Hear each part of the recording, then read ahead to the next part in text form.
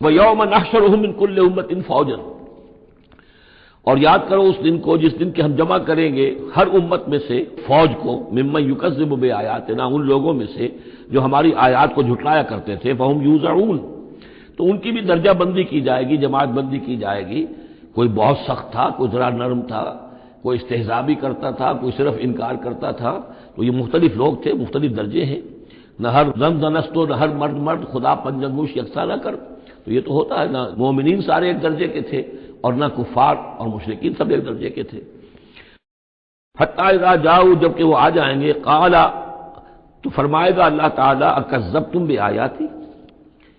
آپ لوگوں نے میری آیات کو جھٹلایا تھا، ولم تحیطوا بہا علما، اور اس کو سمجھ نہیں پائے تھے، اس کے علم کا احاطہ نہیں کر پائے تھے، ام ماذا کنتم تعملون، یا کیا کر رہے تھے، یعنی کیا واقعتاً سمجھ میں نہیں آیا تھا، یا سمجھ میں تو آ گیا تھا، لیکن یہ کہ تم نے اپنی ہٹ دھرمی کی وجہ سے، اپنے تعصب کی وجہ سے، عصبیت کی وجہ سے، ضد کی وجہ سے، یہ ہے جو سوال کیا جائے گا۔ قال کذبتم بآیاتی، کیا تم نے جھٹلایا میری آیات کو، ولم تحیطوا بہا علما، تم اس کے علم کا احاطہ نہیں کر سکے تھے، سمجھ نہیں سکے تھے، حقیقت پر منکشف نہیں ہو سکی تھی، ام ماذا کنتم تعملون، یا کیا کر رہے تھے تم لوگ۔ ووقع القول علیہم بما ظلموا، اور وہ جو بات ہے ان کے اوپر واقع ہو جائے گی ان کی شرارت کی وجہ سے، فہم لا ینطقون، اور وہ خاموش رہ جائیں گے، بات نہیں کریں گے، کیا جواب دیں۔ بات تو یہ ہے کہ حق تو واضح ہو گیا تھا، ان کے دل نے گواہی دے دی تھی، واستيقنتها انفسهم، ان کے دلوں نے گواہی دے دی تھی، لیکن یہ کہ اپنی ضد، اپنا جو ہٹ دھرمی تھی، تعصب تھا، اس کی وجہ سے نہیں مانا۔ الم یروا انا جعلنا اللیل لیسکنوا فیہ، کیا یہ دیکھتے نہیں کہ ہم نے بنایا ہے رات کو کہ وہ اس میں سکون حاصل کریں، چین حاصل کریں، آرام کریں، والنہار مبصرا، اور ہم نے بنا دیا ہے دن کو، اس میں جو انسان دیکھ سکتا ہے، روشن ہوتی ہے، دیکھنے کے لیے دن بنایا ہے تاکہ وہ بھاگ دوڑ کریں اپنی معاشی جدوجہد کے لیے۔ ان فی ذلک لآیات لقوم یؤمنون، یقیناً اس میں نشانیاں ہیں ان لوگوں کے لیے جو ایمان رکھتے ہیں۔ ویوم ینفخ فی الصور، اور جس دن سور میں پھونکا جائے گا، ففزع من فی السماوات ومن فی الارض الا من شاء اللہ، تو گھبرا جائیں گے، گھبرا اٹھیں گے، یہ وہی نقشہ ہے جو سورہ حج کی پہلی آیت میں ہے، یا ایھا الناس اتقوا ربکم ان زلزلۃ الساعۃ شیء عظیم یوم ترونها تذہل کل مرضعۃ عما ارضعت وتضع کل ذات حمل حملها وترى الناس سکارى وما هم بسکارى ولكن عذاب اللہ شدید۔ ففزع من فی السماوات ومن فی الارض، جو بھی زمین میں ہوں گے، آسمان میں ہوں گے، سب گھبرا جائیں گے، الا من شاء اللہ، سوائے ان کے جو اللہ چاہے۔ ظاہر بات ہے کہ آسمان میں فرشتے بھی ہیں، یہ فضا جو ہے یہ ان کے لیے تو نہیں ہے، لیکن یہ کہ عام جو ہے گھبراہٹ طاری ہو جائے گی۔ وَكُلٌّ أَتَوْهُ دَاخِرِينَ، اور وہ سب کے سب پھر اس کے خدمت میں حاضر ہو جائیں گے عاجزی کے ساتھ، پوری طریقے سے سر جھکائے ہوئے۔ وَتَرَى الْجِبَالَ تَحْسَبُهَا جَامِدَةً، اور تم دیکھتے ہو پہاڑوں کو، تم سمجھتے ہو کہ جمے ہوئے ہیں، بڑے مضبوط ہیں، جامد ہیں، ٹھوس ہیں، ان کو تو ان کے اندر تو کوئی بھی نرمی پیدا نہیں کی جا سکتی۔ وَهِيَ تَمُرُّ مَرَّ السَّحَابِ، اور اس دن وہ چلیں گے ایسے جیسے کہ بادل چلتے ہیں، اور بادل کے چلنے کا اب ہمیں اندازہ ہے، تقریباً ہر ہی شخص نے یہاں پہ جو بیٹھا ہے کبھی نہ کبھی تو سفر کیا ہے ہوائی جہاز کا، تو کیسے وہ چل رہے ہوتے ہیں، ان کے اندر جو ہے کوئی رکاوٹ نہیں ہے، جہاز نکلتا ہے اور ان کو چیرتا ہوا چلا جاتا ہے۔ تو وہی تمر مر السحاب، وہ تو چلیں گے، اس وقت اڑ رہے ہوں گے، ان کے جو لیک بنا دیے جائیں گے اور پھر وہ چل رہے ہوں گے۔ صنع اللہ الذی اتقن کل شیء، یہ تو اللہ کی کاریگری ہے، اس کی صنعت ہے، اس کی صنائی ہے، جس نے ہر شے کو محکم کیا ہے،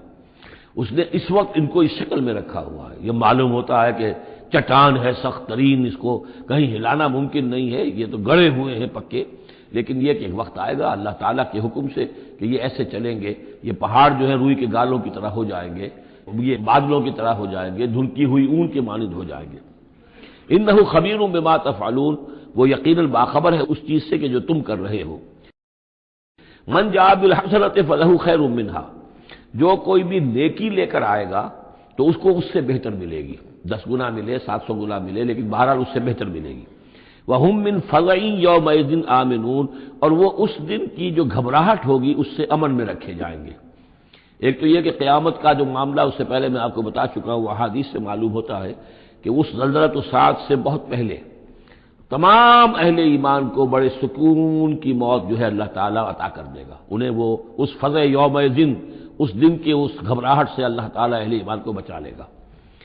وہم من فزع، اب یہ ہو سکتا ہے کہ اس سے آگے اب قیامت کا بعث بعد الموت کا دن اور ہے، ایک ہے وہ دن کہ جب کہ اس میں یہ ساعت آئے گی، ان زلزلہ ساعت شیء عظیم، ایک ہے قیامہ بعث بعد الموت کے بعد جب میدان حشر میں ہوں گے، وہاں بھی لوگ گھبرائے ہوئے ہوں گے، لیکن وہاں پر بھی اللہ تعالیٰ اہل ایمان کو اس روز کی گھبراہٹ سے بھی بچا لے گا۔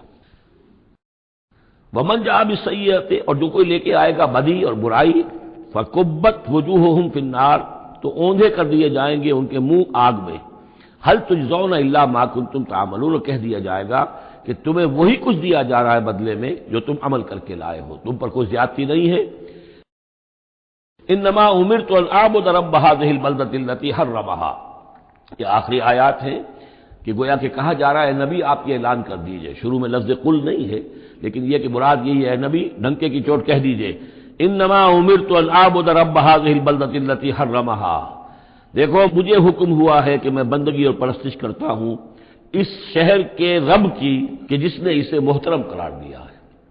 یہ بلد الحرام ہے، یہ بیت اللہ اس میں ہے، یہ حرم کی سرزمین ہے،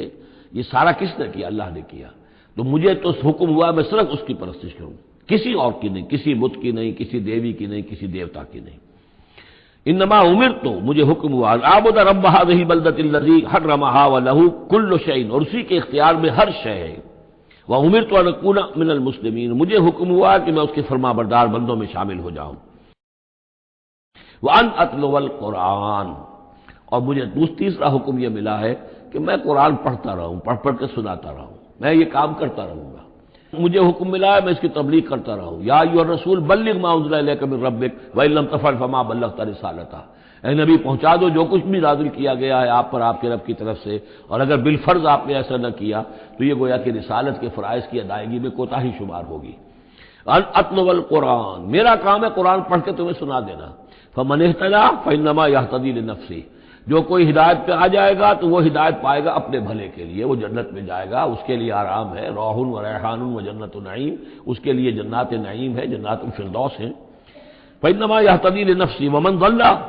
فقل انما انا من المنذرین، اور جو گمراہی کی روش اختیار کرے، ٹیڑھے راستے کو جائے، انکار کرے، تو کہہ دیجئے اے نبی کہ میں تو صرف خبردار کرنے والا ہوں، انما انا من المنذرین، میں تو صرف خبردار کرنے والوں میں سے ایک ہوں، بہت سے خبردار کرنے والے پہلے بھی آئے ہیں۔ وقل الحمد للہ، اور کہہ دیجئے بالآخر، جیسے ہوتا ہے آخر دعوانا ان الحمد للہ رب العالمین، اسی انداز میں اس سورہ مبارکہ کا اختتام ہو رہا ہے، وقل الحمد للہ، اور کہہ دیجئے کہ کل حمد کل شکر اللہ کے لیے ہے، سیریکم آیاتہ فتعرفونہا، ان قریب وہ تمہیں اپنی آیات دکھائے گا ایک کے بعد ایک، پھر تم پہچان لوگے اس کو، وما ربک بغافل عما تعملون، اور آپ کا رب غافل نہیں ہے ان چیزوں سے کہ جو یہ کر رہے ہیں۔ بارک اللہ لی ولکم فی القرآن العظیم ونفعنی وإیاکم بالآیات والذکر الحکیم۔